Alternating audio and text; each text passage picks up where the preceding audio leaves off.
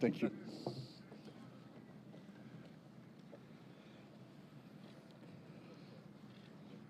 Domnule prim-ministru al Regatului Belgiei, domnule prim-ministru al României, domnule general șef al statului major al apărării, dragi militari, excelențe, doamnelor și domnilor, dear Prime Minister de Croo, dear Prime Minister Ciucă, General Chief of the Defense Staff, dear allies and Romanian soldiers, excellencies, ladies and gentlemen, mulțumesc tuturor aliaților noștri pentru prezența în România alături de noi. Bine ați venit în țara noastră. Thank you to all our allies for being in Romania with us. Welcome to our country. Prin eforturi comune, contribuim la securitatea spațiului aliat, asigurăm pacea și liniștea cetățenilor noștri. Faptul că ne aflăm împreună în această bază militară reprezintă o dovadă în plus a unității, coeziunii și solidarității care există la nivelul NATO. Through joint efforts, we contribute to the security of the Euro-Atlantic area. We ensure the peace and stability for our citizens.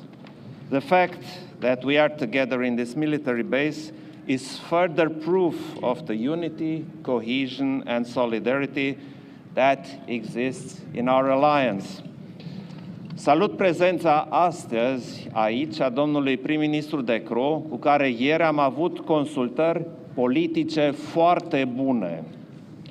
I welcome the presence of Prime Minister de Croo here today, with whom I had very good political consultations yesterday and this morning. Încă din anul 2014, ca urmare a anexării ilegale a peninsulei Crimea de către Federația Rusă, NATO a început un proces complex de adaptare. Am fost conștienți că ne confruntăm cu un mediu de securitate marcat de noi riscuri și amenințări și de conduita tot mai agresivă a Federației Ruse în plan regional. Astfel, a apărut postura de descurajare și apărare a NATO pe flancul estic. As early as 2014, following the illegal annexation of the Crimean Peninsula by the Russian Federation, NATO began a complex process of adaptation.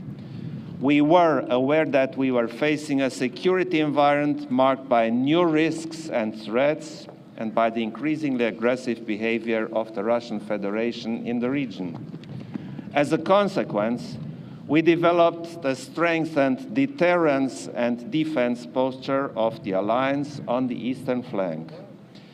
Agresiunea brutală declanșată de Federația Rusă împotriva Ucrainei a afectat însă fundamental securitatea regională, europeană, euroatlantică și are proiecții negative la nivel global, pe mai multe paliere chiar.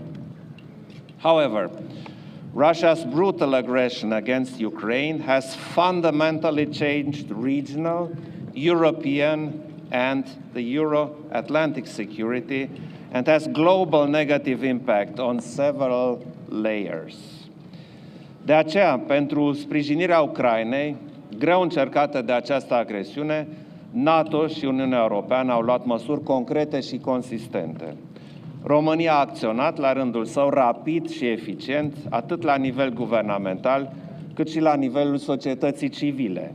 Therefore, to support Ukraine, which has been hit hard by this aggression, NATO and the European Union have taken concrete and substantial actions. Romania also acted quickly and efficiently, both at the governmental level and at the level of the civil society. Am trimis ajutoare umanitare Ucrainei și am primit pe teritoriul nostru toți refugiații care s-au îndreptat către noi, oferindu-le sprijin, cazare și asistență medicală. În plus, am pus în funcțiune pe teritoriul țării noastre un hub logistic care asigură colectarea și transportul donațiilor umanitare internaționale către Ucraina. We sent humanitarian aid to Ukraine and received on our territory all the refugees who came to us, offering them support, accommodation, and medical assistance. In addition, we have set up a logistics hub in our country to collect and transport international humanitarian donations to Ukraine. Dincolo de aspectele umanitare, este evident că mediul de securitate internațional a suferit modificări radicale. În consecință, a trebuit să luăm măsuri corespunzătoare de răspuns, strict defensive, menite însă să nu ducă la escaladare. Astfel, NATO a sporit măsurile de pregătire a forțelor militare aliate și de consolidare a posturii aliate pe flancul estic. Beyond humanitarian aspects, it is clear that the international security environment has undergone radical changes. Consequently, we had to take appropriate response measures, strictly defensive and not to escalate. Thus, NATO has stepped up measures to prepare the allied military forces and strengthen NATO's posture on the eastern flank. Dragi militari, români și cei din alte state membre NATO, vă aflați aici, umăr lângă umăr, și sunteți astăzi expresia concretă a hotărârii noastre de a întări în continuare descurajarea și apărarea aliate în regiunea Mării Negre. Mulțumesc, domnule prim-ministru de Croo, pentru contribuția militarilor belgieni aflați pe teritoriul României. Dear soldiers, Romanian and those from other NATO member states, you are standing here shoulder to shoulder, and today you are the concrete expression of our determination to further strengthen NATO's deterrence and defense posture in the Black Sea region. Thank you, Prime Minister de Croo, for the contribution of the Belgian troops in Romania. Vom continua eforturile noastre pentru a asigura răspunsul prompt, hotărât și robust al Alianței Nord-Atlantice la orice provocare sau amenințare posibilă. După cum am decis la recentul summit de la Bruxelles, vom accelera transformarea alianței pentru a consolida postura de descurajare și apărare a NATO pe termen lung, în special pe flancul estic și la Marea Neagră. We will continue our efforts to ensure a prompt, determined and robust response from NATO to any challenge or threat. As we decided at the recent summit in Brussels, we will accelerate the alliance transformation to strengthen NATO's long-term deterrence and defense posture, especially on the eastern flank and the Black Sea. Acționăm pentru operaționalizarea cât mai rapidă a celor 4 noi grupuri de luptă, dintre care unul va fi în România. Acesta va contribui, alături de celelalte structuri aliate, la întărirea securității pe întregul flanc estic, în mod coerent și unitar, fiind un prim pas spre echilibrarea prezenței aliate pe flanc. We are working to make the 4 new battle groups operational as soon as possible, one of which will be placed in Romania. It will contribute, together with the other allied structures, to strengthening the security on the entire eastern flank in a coherent and unitary manner as a first step towards strengthening the allied presence on the flank. Dragi militari aliați, prezența dumneavoastră în România are, dincolo de componenta de securitate, și o dimensiune simbolică. Împreună cu colegii voștri, militarii români, protejați și apărați valorile euroatlantice care definesc în mod esențial societățile noastre: democrația, drepturile omului, statul de drept și dreptul fiecărui popor de a-și decide propria soartă. Dear allied soldiers, your presence in Romania has, beyond the security component, a symbolic dimension.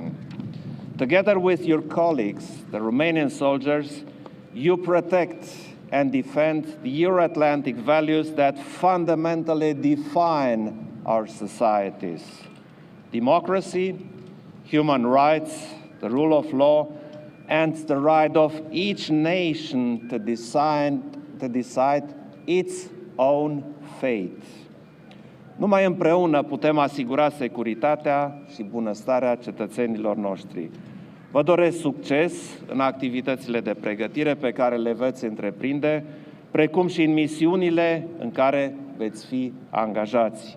Vă mulțumesc! Only together can we ensure the security and well-being of our citizens. I wish you success in the training activities you will undertake, as well as in the missions you will conduct. Thank you all.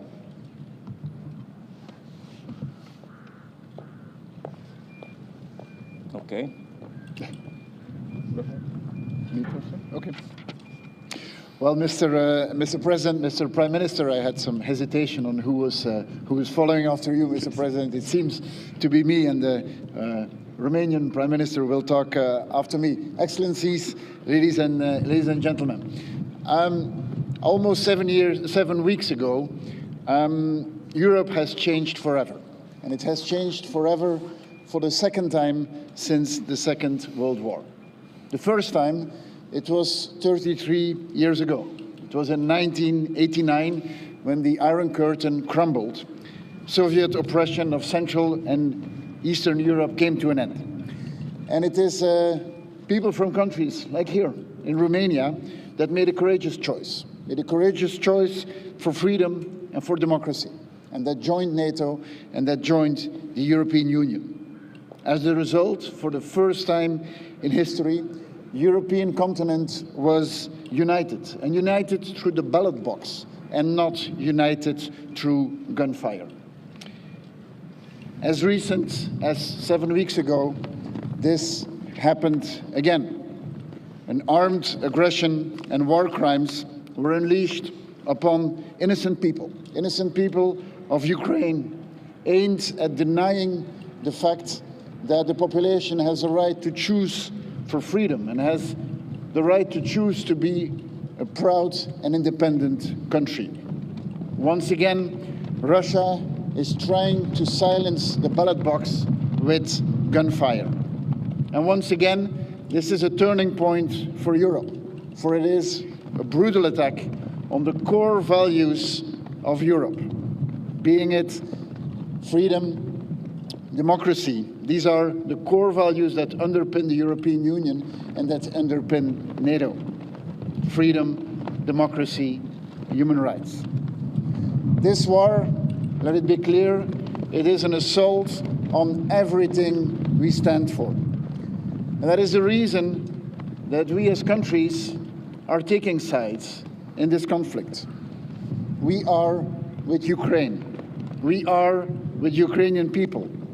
We are with the Ukrainian government and with its military. And we shall continue to support them by imposing a high cost on Russia, by isolating Russia, by providing military support to Ukraine, and by giving shelter to everyone that has to flee its country and fleeing the atrocities that are being conducted by the Russian army. President Putin believed that he could control Ukraine and that he could undermine NATO. How wrong he was. The activation of the NATO response force for the first time since its creation, just 1 day after the invasion of Ukraine by Russia, is a telling sign that NATO is more united than ever and more determined than ever. As allies, we are serious about the security of our territory and of the territory of the allied countries. And I have to say I am particularly proud that at this base, French and Belgian troops are working side by side to deter any aggression towards Romania and towards NATO. 3 weeks ago, Mr. President, you already mentioned it, at the NATO summit in Brussels, we agreed on the establishment of an additional multinational battle group to support Romania, Slovakia, Bulgaria, and Hungary. All along, NATO's eastern border, troops have been deployed and airspace is being policed. NATO is and will remain a defensive alliance. We have never sought escalation, and we will never do. But let it be extremely clear to President Putin and his warmongering clique. NATO allies are ready to stand their ground. An attack on one of us is an attack on all of us. We are united in defending our values, in defending our territory, and we are extremely united in deterring anyone who is trying to do so. And it is precisely the mission of the Belgian troops who are stationed here, together with soldiers from Romania, from the United States, from the Netherlands, from Italy, from the United Kingdom, and others. I would like to conclude with some final words to the Belgian men and women who are here, who serve more than 2,000 kilometers away from their home and from their family. We are immensely grateful for your service. For many people, these are extremely uncertain times. But at a moment like this, it is good to know that we can count on you, on your professionalism, on your dedication. Your presence here is valuable and is necessary. You are not just a symbol of the solidarity between us. Your presence is a very clear message to the rest of the world. We will defend our freedom. We will defend our democracy. And the free world, let it be clear, will never surrender. Thank you. Thanks. Excelența voastră, domnule președinte, domnule prim-ministru de Croo, doamnelor și domnilor, dragi soldați. Your Excellency, Mr. President, Mr. Prime Minister, ladies and gentlemen, dear soldiers. Sunt onorat să fiu astăzi alături de militarii care dovedesc prin prezența și acțiunile derulate în România că NATO reprezintă cea mai concretă și puternică garanție de securitate pentru statele sale membre și pentru că NATO nu este doar cartierul general de la Bruxelles, ci și aici, în teren. I'm honored to be here today, besides the soldiers that prove through their presence and actions in Romania that NATO is the most concrete and strong security guarantee for its member states, and that NATO is not only in its headquarters in Brussels, but is here on the ground. Trăim vremuri dificile pe care nu am crezut că le vom mai trăi în secolul 21. Trebuie să fim pregătiți pentru o criză de durată și pentru situația în care această criză se va extinde mai aproape de granița noastră. We are facing difficult times, times that we never thought we would face in the 21st century. And we have to be prepared for a long crisis and for the possibility that this crisis extends closer to our border. Domnule prim-ministru de Croo, vă mulțumesc pentru contribuția la decizia NATO de implementare a planului de răspuns gradual. Trebuie să creăm și să consolidăm o postură de apărare și descurajare eficientă în flancul de est al NATO. Mr. Prime Minister de Croo, thank you for your contribution to the NATO decision on the activation of the gradual response plan. We need to create and consolidate an effective defense and deterrence posture in the eastern flank of NATO. Ne bazăm pe sprijinul dumneavoastră pentru noua formă a conceptului strategic NATO, care trebuie să cuprindă amenințarea Rusiei sub forma ei reală, care necesită întărirea prezenței permanente a NATO în flancul de est. We count on your support for the new form of the NATO strategic concept that has to stipulate the Russian threat in its true form that requires the reinforcement of NATO permanent presence in the eastern flank. Trebuie să luăm în serios apărarea și să o reflectăm în deciziile noastre. Este timpul să trecem de la prezența înaintată la apărarea înaintată și la implementarea deciziei luate de liderii noștri pe 24 martie la summitul extraordinar de la Bruxelles. We need to take defense very seriously and to reflect this in our decisions. It is time to move from forward presence to forward defense and the implementation of the decisions made by our leaders on 24th of March in Brussels at the Extraordinary Summit. Invazia Rusiei în Ucraina este cea mai gravă amenințare la adresa securității euroatlantice din ultimii ani. Condamnăm ferm invazia masivă din Ucraina. Condamnăm atacurile nemiloase ale trupelor rusești asupra civililor, încălcând prevederile legilor internaționale și ale umanității și deplângem pierderile tragice de vieți omenești, suferințele umane enorme și distrugerile provocate de invazia ilegală, neprovocată și nejustificată a Rusiei. The Russian invasion of Ukraine poses a gravest threat to Euro-Atlantic security in decades. We condemn in the strongest possible terms the full-scale invasion of Ukraine.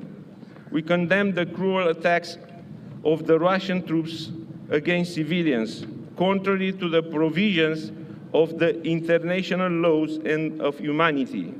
And we deplore the tragic loss of life, enormous human suffering and destruction caused by the illegal, unprovoked and unjustified Russian invasion. Este datoria noastră să ajutăm refugiații ucrainieni și familiile lor și pe cei strămutați. De aceea am înființat un coridor umanitar pentru a alina tragedia prin care trec, pentru a le da speranța și pentru a le arăta că nu sunt singuri. Suntem alături de Ucraina. It is our duty to help the Ukrainian refugees, their families, or the in-country displaced Ukrainians. This is why we created the humanitarian hub, to elevate the tragedy they are going through, to give them hope and to show them that they are not alone. We stand for Ukraine. Atât NATO cât și Uniunea Europeană sunt solidare cu poporul ucrainean și cu guvernul său. Aliații sunt uniți pentru a sprijini întru totul suveranitatea și integritatea teritorială a Ucrainei în granițele sale recunoscute internațional. Both NATO and European Union stand in solidarity with the Ukrainian people and its government. Allies are united in their full support for Ukrainian sovereignty and territorial integrity within its international recognized borders. Acțiunile agresive ale Rusiei au determinat aliații să activeze planurile NATO pentru apărare pentru a proteja alianța. In light of Russia's aggressive actions, all allies agreed to activate NATO's defense plans to shield the alliance. SACEUR a decis să disloce elemente ale forțelor NATO de răspuns. Este pentru prima dată când aceste forțe au fost dislocate într-un context de apărare colectivă. SACEUR has decided to deploy elements of the NATO response force. This is the first time these forces have been deployed in a collective defense context. Vreau să vă mulțumesc dumneavoastră, militarilor prezenți astăzi împreună cu frații voștri români și tuturor trupelor aliate care demonstrează cât de puternică este solidaritatea membrilor NATO. I would like to thank you, the soldiers who are present today, together with the Romanian brothers and all the allied troops who show today how strong our NATO members' solidarity is. NATO va continua să ia toate măsurile și deciziile necesare pentru asigurarea securității și apărării tuturor aliaților. Angajamentul nostru pentru a respecta prevederile articolului 5 din Tratatul de la Washington este de neclintit.